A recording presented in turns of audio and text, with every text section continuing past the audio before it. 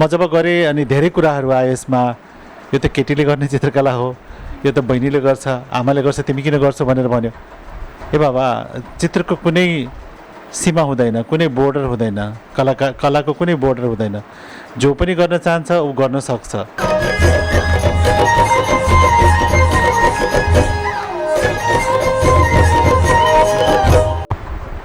नमस्कार दर्शकबिन, यतिखेर तपाईँ हेर्दै हुनुहुन्छ कलर्स अनलाइन टिभी नेपाल। म रजत कायस्थ। आजको विषयवस्तु रहेको छ मिथिला चित्रकलाको बारेमा। यस विषयमा भनिदिनुको लागि र यो मिथिला चित्रकला भन्ने के हो भने यस विषयमा तपाईँहरूलाई माझमा बुझाइदिनुको लागि हाम्रो माझमा अतिथिको रूपमा आउनुभएका छन् मिथिला क्षेत्रका वरिष्ठ मिथिला चित्रकलाकार अजित शाहजी हुनुहुन्छ। उहाँसँग कुराकानी हामी गर्न गएका छौँ मिथिला चित्रकलाको बारेमा। उहाँलाई कार्यक्रममा स्वागत गरौँ। तपाईँलाई कार्यक्रममा स्वागत छ। धन्यवाद रजतजी, मलाई यो मिथिला चित्रकलाको बारेमा भन्न पाउँदा खुसी लागिरहेको छ। मिथिला चित्रकला यो पौराणिक कालदेखि नै राजा जनकको पालादेखि नै यो चलिआएको एउटा चित्रकला हो, जुन चाहिँ विभिन्न पूजा आजा, बिहे, व्रतबन्ध अनि विभिन्न जनजातिहरूले गर्ने यो चित्रकला हो। जस्तै अब पूजाको बेला जस्तै अब अरिपनाहरू बनाइन्छ भने, बिहेको बेला कोबर बनाइन्छ होइन। अनि गोदना पनि जुन छ नि हाम्रो हजुरआमा अब आमाहरूसम्म त सीमित थियो, तर अहिले छैन। अहिले किनभने त्यो गोदना लुप्त भएर गयो, किनभने त्यो गर्दाखेरि एचआइभी सर्छ भनेर अहिले चाहिँ पेपरमा मात्रै सीमित छ यो गोदना भन्ने कुरा।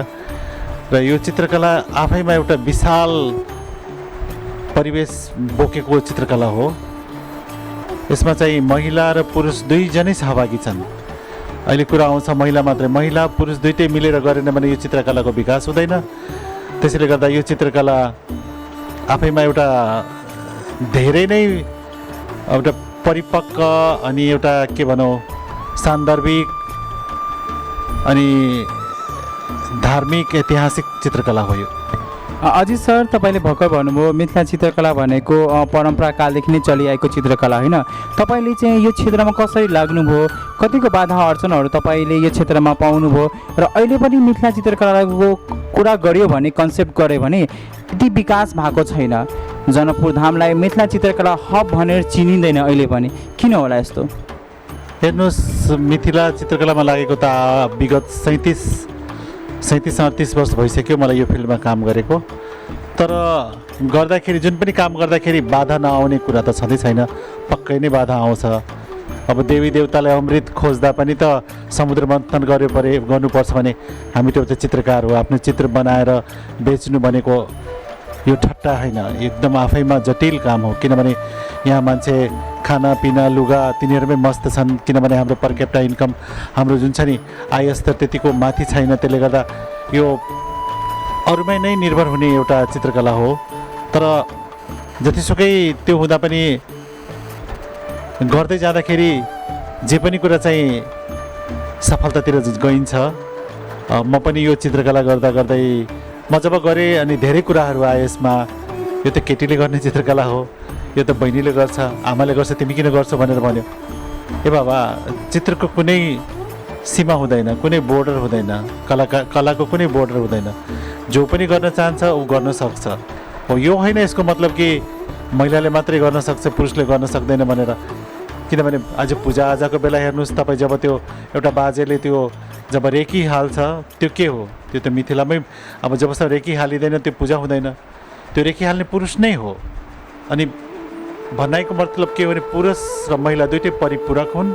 यो दुइटै मिलेर गऱ्यो भने चित्रकलाको अझै विकास हुन सक्छ भन्ने म मान्यता राख्छु। तर जनकपुरको कन्सेप्टमा हेऱ्यो भने मिथिला चित्रकला जनकपुर धाम मिथिला चित्रकलाको हब बन्न सकिएन अहिले पनि, किन होला? किनभने प्रायः जसो हामी भारतमा गयो भने, भारतको बिहार राज्यमा गयो भने चारैतिर मिथिला चित्रकला देखिन्छ। तर जनकपुर धाममा गयो भने कतै कतै मात्रै मिथिला चित्रकला देखिन्छ भने किन? यसको सबभन्दा कारण म त के भन्छु भने, तपाईँ भन्नुभयो भारतको मधुबनीमा जुन छ नि मधुबनीको जुन चित्रकला छ त्यहाँ चाहिँ त्यहाँको सरकारले त्यसलाई त्यहाँको कलाकारहरूलाई एकदमै तिनीहरूलाई चाहिँ अब भनौँ न इन्सेन्टिभ दिएर जब यसले यो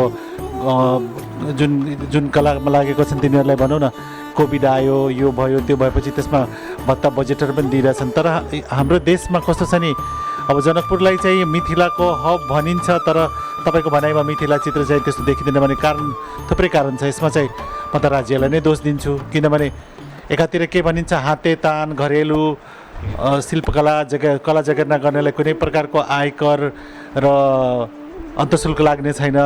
तर जब यो चित्रकला बनेर यो त जनकपुरमा मात्रै बिग्दैन, यसको मेन मार्केट भनेको यो काठमाडौँ नै म मान्छु। र काठमाडौँ, चितवन अनि उता लुम्बिनी, पोखरा अनि त्यो सब चाहिँ विदेशी पर्यटक आउने ठाउँहरू हो। त्यहाँ चाहिँ विदेशीहरू जब आउँछन् उनीहरूको आँखा मिथिला चित्रकलामै हुन्छ, किन त्यो एउटा आफैमा धेरै एउटा रिच कल्चर हेरिटेज बोकेको हो।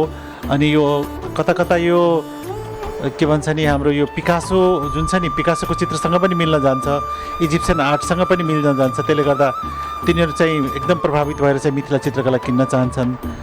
तर जब हामी चित्रकला बोकेर जब जान्छौँ, जब पथलैया गर्न जान्छौँ भने त्यहाँ रोकिन्छ हामीलाई।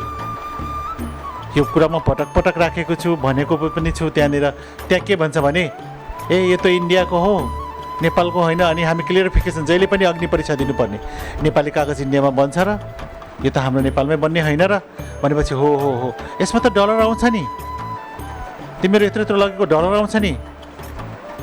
हो डलर आउँदा मलाई पकेटमा आउने होइन, त्यो राष्ट्र ब्याङ्क पनि जान्छ होइन। हामी डलरको युज त गर्दैनौँ।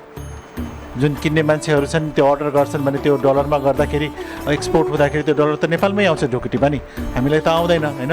हामी त एउटा के हो, एउटा व्यवसाय, यो कलालाई कसरी व्यावसायिकतामा लाने, त्यसलाई कसरी एउटा प्रस्फुटन गर्ने, ती महिलाले कसरी, जुन महिला काम गर्छिन् तिनीहरूको एउटा भनौँ न एउटा आय आर्जनको बाटो पनि छ, तिनलाई देश विदेशमा पहिचान हुने मौका पनि छ।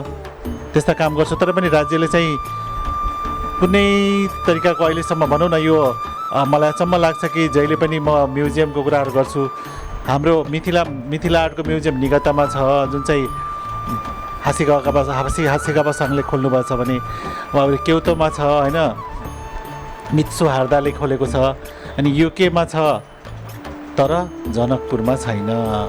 जनकपुरमा अहिलेसम्म मिथिला चित्रकलाको लागि राज्य सरकारले केही योगदान दिएका छैनन्। नदिएको होइन, तर कसलाई दिन्छन् भने आफ्नो आफन्तलाई, आफ्नो काका पाखालाई दिन्छन्। अब भनौँ न अहिले नै म जनकपुरभरि अहिले म घुम्दा हेरेर सबैतिर मिथिलामै चित्रकला हेरिरहेछु। तर हामी अब पुगिरहेछौँ 21औँ शताब्दीमा, अनि काम भइरहेछ कुन यस्तो थर्ड ग्रेडको काम भइरहेछ, त्यसलाई कसरी स्तरीय तरिकाले लाने भन्ने कुरो कहिले विचार गर्दैन। जहाँ पायो जुन ठाउँमा चाहिँ चित्र बनाइदिने, त्यसमा थुकिरहेछ, त्यसमा चाहिँ मान्छेले साइकल लगाइरहेछ, त्यसलाई कसरी संरक्षण गर्ने त्यो कुरा छैन, त्यो हुनुपर्छ। अनि चित्र बनाउँदा जुन पनि चित्रको फ्रेम छ नि, त्यो जुन वर्गकारमा अलिकति हेर्दा चाहिँ त्यसको फ्रेमवर्क राम्रो हुनुपर्ने त्यो छैन। माङ्गो टिङ्गो जस्तो तरिकाले गरेँ म यो गरेको म यो भन्न चाहदिनँ कि नराम्रो छ, त्यो चित्र असाध्यै राम्रो बनेको छ, तर त्यसलाई अझ प्रमार्जित तरिकाले लान सकिन्थ्यो, त्यसको लङ लाइफ हुन्थ्यो, त्यो कुराहरू छैन। अझै सर तपाईँले स्वदेशदेखि लिएर विदेशसम्म मिथिला चित्रकला पुर्याउनु भयो, त्यो चाहिँ जाने यात्राको क्रममा अलिकति भनिदिनु, त्यो यात्रा कस्तो थियो तपाईँको स्वदेशदेखि लिएर विदेशसम्म जानुको मिथिला चित्रकला लिएर, र तपाईँले सिकाएका भाइ बहिनीहरू कहाँ कहाँ छन्, के गर्दैछन्, तपाईँले दिएका ज्ञानहरूको कसरी प्रयोग हुँदैछ? हेर्नुहोस्, यो कला साह्रै नै साह्रो यात्रा थियो मेरो लाइफमा। जब म यो काम सुरु गर्न गएँ, म सक्छु सक्दिनँ भनेर पनि मनमा धेरै कुरा आयो, तर म अडिग भएन। मेरो बुवाले भन्नुहुन्थ्यो जहिले पनि, जो घोडा चढ्छ उही लड्छ, जो लड्छ उही चढ्छ। त्यो कुरा म मनन गर्थेँ जहिले पनि होइन। आज असफल भयो, भोलि सफल हुन्छौँ नै भनेर हामी गर्दा गर्दै राम्रै हुँदै गयो। मेरो चाहिँ अब भनौँ न, अब म स्वच्छ व्यवसायसँग जुडेँ, फेयर ट्रेडसँग काम गरेको त 32 वर्ष भइसकेको रहेछ। त्यो कुरा अस्ति मात्रै म जब हस्तकलामा गएँ, तिनीहरूले मलाई ल तपाईँ त अब उता अमेरिकातिर जानुभयो, अमेरिका विदेशिनु बाध्यता छ के, रहर होइन। किनभने यहाँ के गरिन्छ नेपालमा, अब एउटा भनौँ न, अब मलाई नै भनौँ न, म चाहिँ अब मिथिला आर्टमै त्यत्रो वर्षदेखि काम गरेँ हो। राज्यले मलाई धेरै ठुलो सम्मान दियो। म पहिलो मधेसीमा चित्रकलामा चाहिँ मधेसीमै राष्ट्रिय प्रतिभा पाउने म पहिलो मधेसी हो चित्रकलाको तर्फ। अनि म लोककला राष्ट्रिय प्रतिभा पुरस्कार पाएँ, 2 चोटि उत्कृष्ट उद्यमी पुरस्कार पाएँ। यो पुरस्कार त के हो, झन् जिम्मेवारी थप्दै जाँदो रहेछ, झन् झन् अझै राम्रो गर्दै जानु पर्दो रहेछ। गर्दै गयो। तर के हुन्छ जब मेरो एक्सपर्टिज, मेरो सधैँ म इनर्जेटिक हुँदैन, त्यो एक्सपर्टिजलाई मैले युज गर्न चाहँदाखेरि कसरी गर्ने त? राज्यले जसरी हामीलाई पुरस्कृत गर्छन् होइन, पुरस्कृत गरेर मात्रै डुङ्गुडुमा फाल्छ, त्यो फाल्नु होइन। त्यस्ता जुन छ नि, अब क्वालिटीको जुन काम जानेको छ भने त्यसलाई अब क्वालिटीको एउटा ट्रेनरको रूपमा होस् कि एउटा विज्ञको रूपमा होस्, राखोस्, गरोस् होइन, त्यो छैन। त्यसले गर्दा के छ, जब मेरो आय स्तर हुँदैन अनि मेरो त्यो हिसाबले म त के हुन्छ भने मेरो विदेशी बाध्यता भइहाल्छ नि, किनभने त्यो एक्सपर्टिजको कदर विदेशले गर्छ तर नेपालमा त्यो एक्सपर्टिज युज भइरहेको छैन। तर यो होइन कि म बाहिर गएर के अर्को कुरा गरेछु, छैन। म एउटा दूतको रूपमा काम गरिरहेछु। म जापान गएँ 2003मा, एकचोटि 9मा गएँ, 15मा गएँ, 13मा गएँ। तर जहिले पनि जाँदा म मिथिला चित्रकलाले नै गएको हो।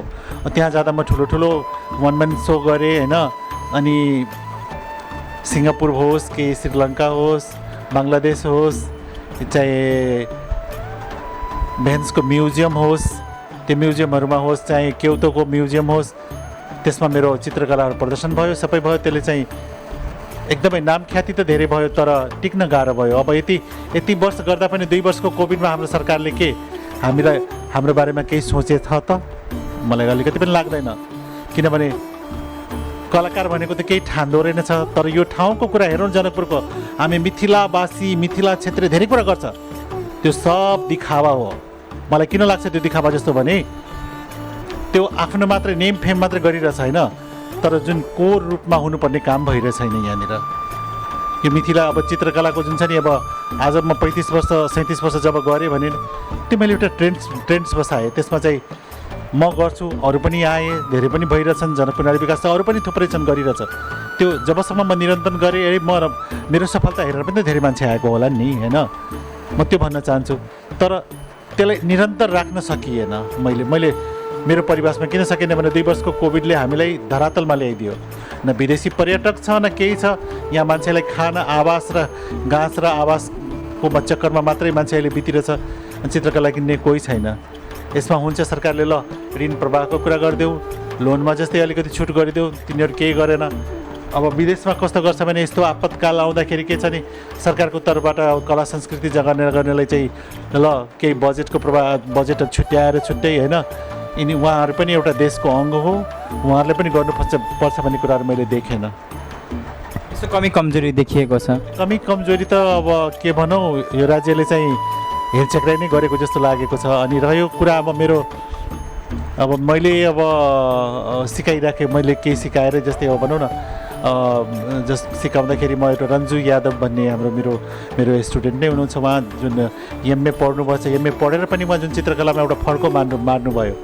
अनि उहाँ चाहिँ अहिले राष्ट्रिय पुरस्कारसम्म पाएर एउटा नाम र गौरव राख्दाखेरि मलाई एकदम खुसी लाग्छ। अनि अब त्यस्तै अब प्रतिमा भिक्षा हुनुहुन्छ, दिनेश भिक्षा छ, अब रजत कायस्थ पनि भनौँ न, म रजत कायस्थ अब तपाईँ नै हुनुहुन्छ। म तपाईँले जहिले पनि के हुन्छ एउटा मार्गदर्शन गर्न पाउँदा मलाई एकदम खुसी लाग्छ, किनभने आफूमा भएको सिप म यदि सेयर गर्दा घट्दैन, झन् नलेज चाहिँ बढेर आउँदो रहेछ, आफ्नो परिपक्वता हुँदो रहेछ भन्ने कुरा मलाई लाग्छ। अब डिजिटल दुनियाँ आइसकेको छ, डिजिटल वर्ल्ड भइसकेको छ। तपाईँले आफ्नो चित्रकलालाई मात्र पेपरसम्म अथवा कागजसम्म सीमित राख्नुहुन्छ कि डिजिटल वर्ल्डमा पनि तपाईँ लग्नुहुन्छ, प्रयास गर्नुहुन्छ? यस विषयमा के सोच्नुभएको छ तपाईँले? हेर्नुहोस्, डिजिटाइजेसन चाहिँ एक तरिकाले राम्रो भनौँ तर धेरै नराम्रो पनि भइरहेछ। किनभने अहिले तपाईँ पनि जति पनि होटलहरूमा जानुहोस्, त्यही पेन्टरको चित्र के गर्दो रहेछ, एउटा त्यसलाई चाहिँ डिजिटल बनाएर ठुलो फ्लेक्स राखिदिँदो रहेछ, त्यसपछि सिद्धियो। जुन पेन्टिङको रेट भनौँ न अब 10,000 हुन्छ भने त्यो 1,000मा पाउँछ भने किन 10,000 हाल्ने मान्छेहरू पनि छन् यहाँ। तर होइन, पेन्टिङको एउटा आफ्नो महत्त्व छ, आफ्नो मौलिकता छ। अनि त्यो पेन्टिङ राख्दाखेरि एउटा जुन एट्याचमेन्ट हुन्छ मान्छेसँग, त्यो सिन्थेटिकमा हुँदो रहेनछ। तर डिजिटलाइजेसन जसरी गर्दा पनि भइ नै रहेछ। किनभने अब भनौँ न, पहिले जस्तै हामी पेन्टिङ मात्रै बनाउँथ्यौँ, पेन्टिङ नभएर अहिले बेड कभर होस्, चाहे पिलो केस होस्, चाहे कुसन कभर होस्, अनि अब थुप्रै कुरा छ इन्टेरियरको, त्यसमा अहिले युज भइरहेछ। इभन टाइल्समा भइरहेछ अहिले।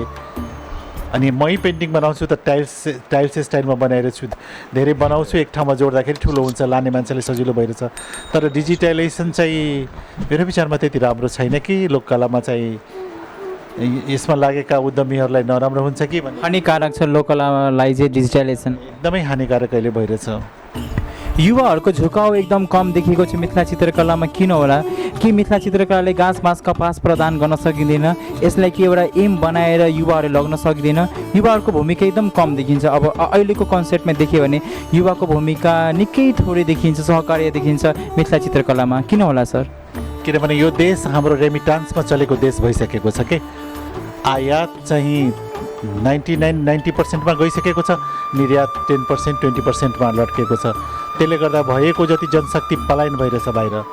अनि युवाहरूमा पनि के छ भने अहिले सबै तुरन्त फास्ट ग्रोथको कुराहरू जुन सोध्छ, त्यसले गर्दा के भइरहेछ नि यो किन लाग्ने त त्यतातिर त्यस्ता कुराहरू आइरहेछ कि त्यो चाहिँ अलिकति राम्रो होइन।